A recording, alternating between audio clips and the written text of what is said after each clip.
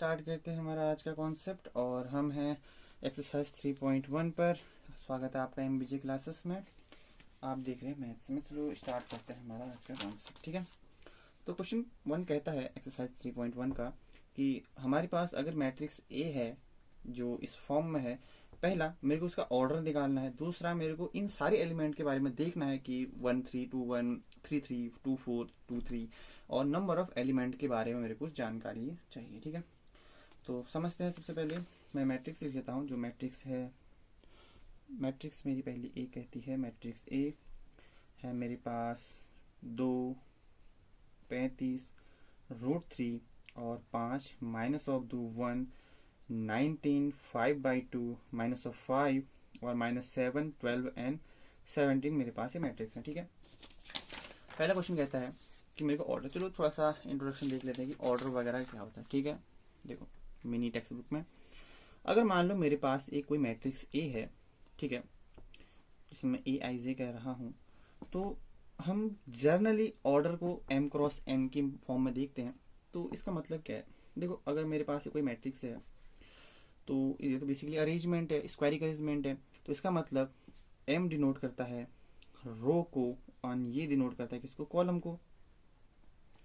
तो किसी भी मैट्रिक्स में अगर मैं कहूँ कि नंबर ऑफ रो और नंबर ऑफ कॉलम्स कितनी है, अगर मैं कहूँ इस फॉर्म में कि मेरे पास इसमें 2 रो हैं और बाई मतलब कितना है और 2 ही मेरे पास कॉलम्स हैं।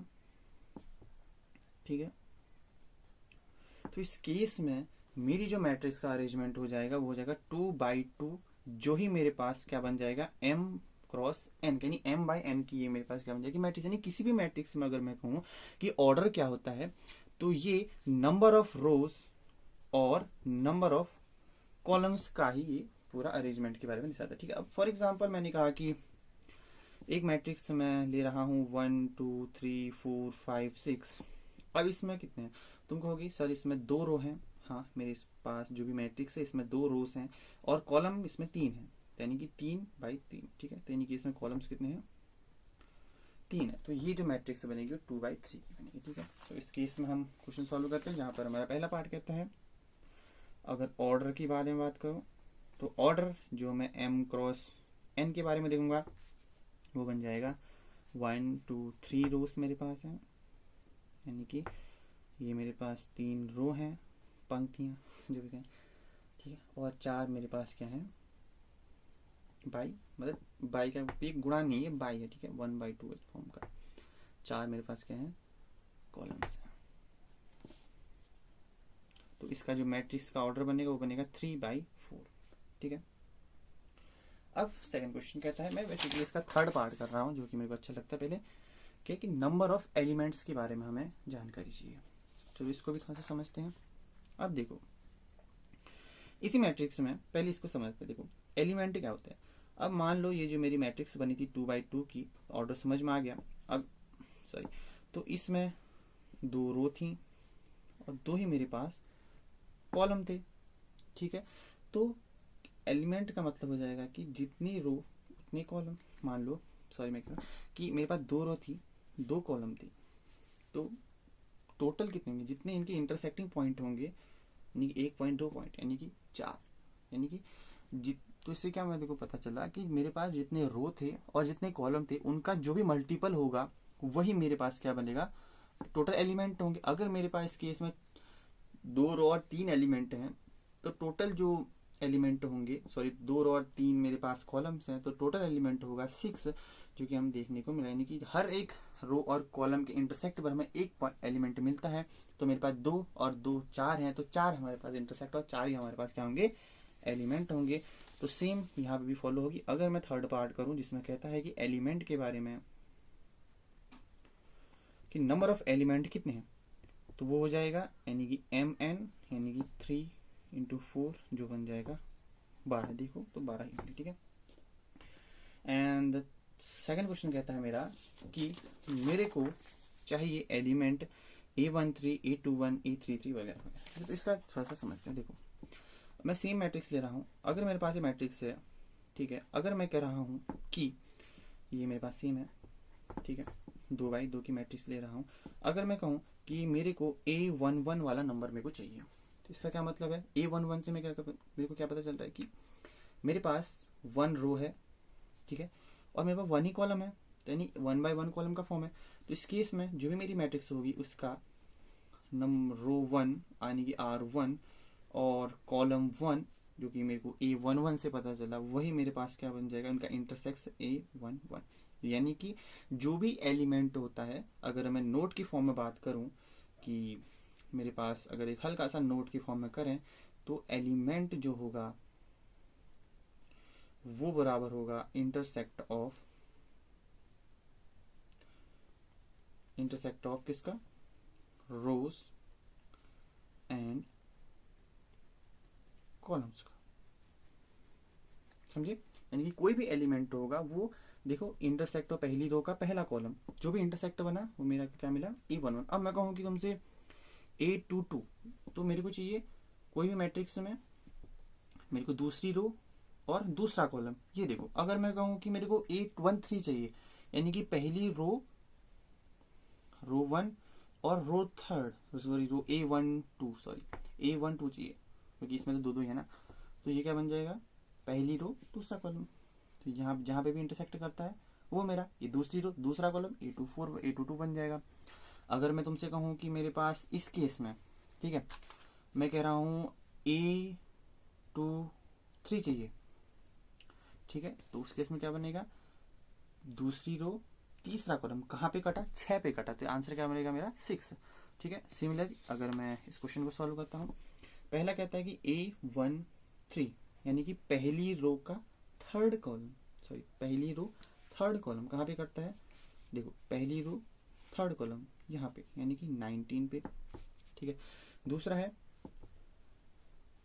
A21 जो कहता है कि दूसरी रो पहला कॉलम, यानी कि दूसरी रो पहला कॉलम 35। थर्ड है मेरे पास A33 तीसरी रो तीसरा ही कॉलम, कहाँ पे इंटरसेक्ट करेगा, तीसरी रो के तीसरे कॉलम पे, जहां पे काटा वही मेरा एलिमेंट है। ठीक है, और A24 आग बनेगी, दूसरी रो चौथा एलिमेंट, दूसरी रो चौथा एलिमेंट कहाँ है, 12। ठीक है, A23 क्या है, दूसरी रो तीसरा एलिमेंट, दूसरी रो तीसरा एलिमेंट 5/2।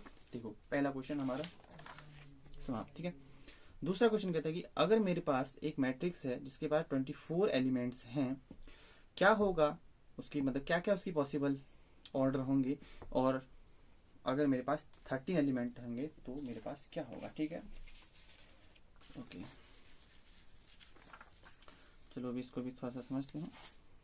मान लो अगर मेरे पास इसी फॉर्म में है कि मेरे पास 24 एलिमेंट हैं, ठीक है, या तो मेरे को चाहिए कि कितनी पॉसिबल है। देखो अगर हम मैट्रिक्स को थोड़ा सा समझते हैं, मैट्रिक्स से क्या होती है, बेसिकली मैट्रिक्स का मतलब ही होता है कि हम अरेंज कर रहे हैं किसी भी नंबर को, बेसिकली मैथमेटिक्स में अरेंजमेंट है, यानी कि रोज और कॉलम्स का अरेंजमेंट है। तो मेरे को चाहिए कि मैं कैसे अरेंजमेंट करूं उन 24 एलिमेंट्स को। अगर मैं थोड़ा एग्जांपल लेके 4 एलिमेंट का थोड़ा सा समझाने की कोशिश करता हूँ। ठीक है, अब 4 एलिमेंट का अगर मैं कहूँ कि मेरे पॉसिबल ऑर्डर क्या होंगे, तो मैं 4 तरीके से देखूंगा कि कैसे मैं उन 4 नंबर्स को अरेंज कर सकते हैं, 4 रो बाय कॉलम के इंटरसेक्ट को मैं कैसे बांट सकता हूँ। ठीक है, तो सबसे पहले देखते हैं इसके फैक्टर क्या होंगे। तो देखो मैं कर सकता हूँ कि 4 को मैं एक रो बना लूँ, 4 कॉलम बना लूँ। ठीक है, हाँ हो सकता है, जैसे मैंने कहा, मैंने क्या किया, मेरी रो 1 हो गई, कॉलम पहला कॉलम,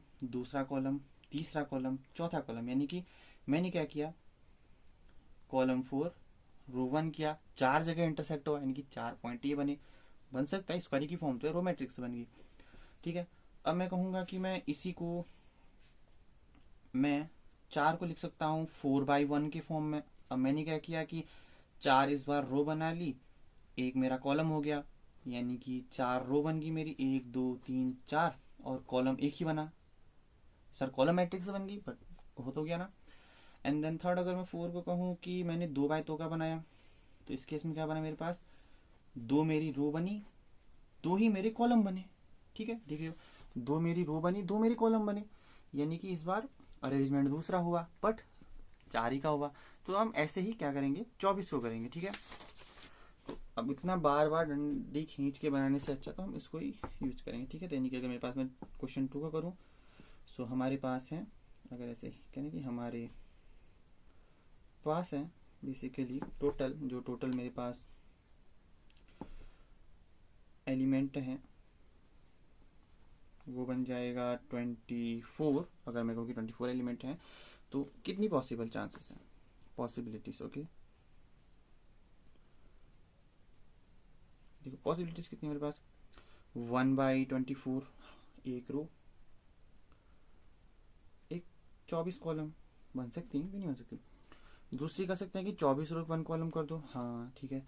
अब दूसरी बनी छोटी सी की स्टार्ट किया मैंने, रो को पहला 1 किया, देन बाकी का फैक्टर में तोड़ा, दूसरी बार मैंने 1 किया, 2 किया, दूसरी फैक्टर में तोड़ूंगा, ऐसे करते जाऊंगा, ठीक है। तो 12, हाँ अब 12 रो 2 कॉलम, उसका अपोजिट कर दो। अब 3 8, 24 को मैं 3 और 8 के फॉर्म में तोड़ सकता हूँ पूर्ण भाज्य में। दूसरा हो जाएगा इसका वाइस वर्सा, यानी कि 8 3, अब 4 की फॉर्म में 6 और 6 गुणा 4, अब बाकी तो नहीं तोड़ता। तो ध्यान से देखो तो कितने, 1 2 3 4 5 6 7 8, तो टोटल मेरे पास कितनी बनी, टोटल पॉसिबल कितने बने चांस, मेरे पास 8 चांस बने। सेकंड पार्ट कहता है कि क्या हो जब हमारे पास कितने होंगे, 13 एलिमेंट होंगे। तो पार्ट सेकंड मेरे पास 13 एलिमेंट। अब देखते हैं कि 13 एलिमेंट को ये कैसे ब्रेक करते। तो 13 एलिमेंट को हम कर सकते हैं 1/13, या इम्प्रेसिव 13/1। अब दूसरा फैक्टर नहीं हो सकता क्योंकि ये तो प्राइम नंबर है। दूसरा क्वेश्चन नंबर 3 क्या कहता है कि अगर मेरे पास मैट्रिक्स में 18 एलिमेंट हैं उसके क्या ऑर्डर होंगे, और अगर 5 एलिमेंट हो जाए तो क्या ऑर्डर होंगे। ये भी सेम क्वेश्चन है, चलो इसको फटाक से करते हैं, ठीक है। तो क्वेश्चन नंबर मेरे पास 3 कहता है कि मेरे पास टोटल नंबर ऑफ एलिमेंट हैं, the total number of element हैं, मैं कहूँगा कि टोटल नंबर कितने बेसिकली, ठीक है। तो वो बन जाएगा 18। तो पॉसिबिलिटीज क्या होंगी मेरे पास, जो मेरी पॉसिबिलिटीज होंगी वो बन जाएंगी, मैं पॉसिबल चांस कर देता हूँ, ठीक है। तो ये बन जाएगा 18 को मैं लिख सकता हूँ 1/18, मतलब एक रो 18 कॉलम। तो मैं सीधा इसको R और C कर रहा हूँ, बार बार इससे लिखने से अच्छा तो मैं सीधा कर रहा हूँ, ठीक है। 18/1 हो गया। दूसरा सेकंड चांस मैं क्या कर रहा हूँ, 2/18, क्या कर रहे हैं 2/9 और 9/2, ठीक है। यानी कि 2 रो 18 को फैक्टर कर रहे हैं ना हम, ठीक है। तो 9 और 2 हो गया, ठीक है। तीसरा हो जाएगा 3 गुणा 6, 6 गुणा 3, 18 को तोड़ा तो मैंने। अब और कोई चांस है नहीं, मेरे को तो नहीं नजर आते। तो टोटल कितने बन जाएंगे नंबर, 3 दूना 6। तो टोटल नंबर कितने बन जाएंगे chance, basically total number of chance, ये कितने चांस बने, मैं कहूँगा 6 चांस बने। अगर मैं इसका पार्ट 2 करूँ, पार्ट 2 कहता है मेरे पास 5 एलिमेंट हो, ओके। तो 5 अगर मेरे पास एलिमेंट होंगे तो क्या होगा, उस केस में हमारे पास 5 को फैक्टराइज करेंगे तो 1 गुणा 5 और 5 गुणा 1, 2 ही चांस हैं। तो chances 2 possible chance, 2 possible chance. चलो हमने इस प्रकार क्वेश्चन नंबर 1 फिनिश, 2 फिनिश और 3 हमारा फिनिश हो गया। अब अगली क्लास में हम इससे जो आगे क्वेश्चन है 4 5 6 जहाँ तक पहुँच सकते हैं उनको फिनिश करेंगे, एंड देन हम मूव करेंगे हमारे नेक्स्ट टॉपिक की तरफ।